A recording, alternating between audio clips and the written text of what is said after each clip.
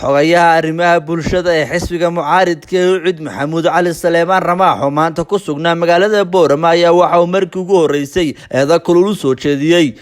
wasiirka wasaaradda ganacsiga Somaliland Maxamuud Xasan Saacad Saajin wuxuuna sidoo kale fariin u diray madaxweynaha jamhuuriyadda Somaliland Muuse Biixi Cabdi waxaana yiri laakiin hal fariin oo kaliya ayaa waxaan u dirayaa wasiir Saajin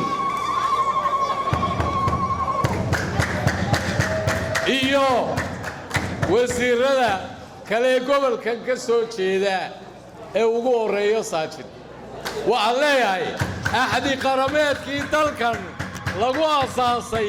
halkan baa lagu qoray maalinta ma joogin ayaa taasay ahayd marka beeshu intay qof keensato baarlaba ku hebel loo gelayaa ay ahayd waxa muwaadin kasta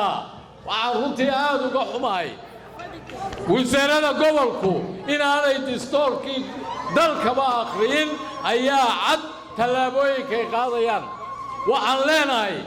war ninka wasiir laga dhigayo war horta dastuurka dalku leeyahay akhri marka taa akhrido waa inaad fahantaa muwaadinka inuu wax dooran karo lana dooran karo waa inaad fahantaa waxa maanta Boorame ku xidhan 9 qof baa ku xidhan oo loo xidhay maxaa hebel u sharaxdeen iyo hebel muxuu sharaxay war miyaanay dastuurkii oo meel lagaga dhacay ahayn waxaan runtii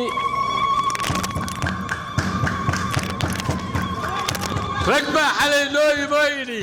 waana la xidhayaayo maxaa isu sharaxaysaa baan leeyahay waa nasiib darro runtii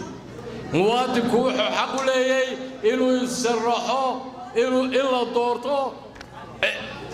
cidna uu doorto labadaba xaq buu leeyahay saadaradeed yaan xuquuqdii asaasiga ahayd ee dadku lahaa in meel lagaga dhaco waa xaraan xusbiyada waxa u banaan dee xudxudashaynu dadka ku leenahay wax qabad inaynu ku tartanaabay mabaadi inaynu ku tartanaabaynu xaq u leenahay laakiin caburin xaq uma leeyin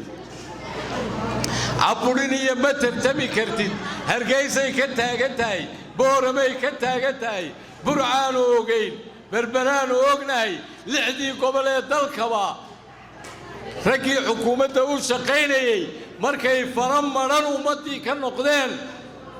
waxay miciinsadeen inay yiraahdaan hebel ii soo xidha iyo hebel ii soo xidha waxaan u dirayaa fariinta labaad madaxweyne ballantii aad qaaday fuli ha uguna horeeyaan xusbiyadii mucaaridka way fuliyeen kuwii xukuumadda ku jiray ee ku guul daraystay inay hantaan shacabka iyo xukuumadda inay hantaan kuwii ku guul daraystay tallaabooyinkay samaynayaan dee sharcigii dalkay ku tumanayaan taasina ummadan dhiqi mayso waxa ka dambeeyana waa mudaharaadyo la isu soo baxo iyo ummadda oo waxay tabanayso muujisaa waa Shucayb Maxamed kaan Shucayb biga telefishinka caalamiga ee bulsho magaalada Boorama.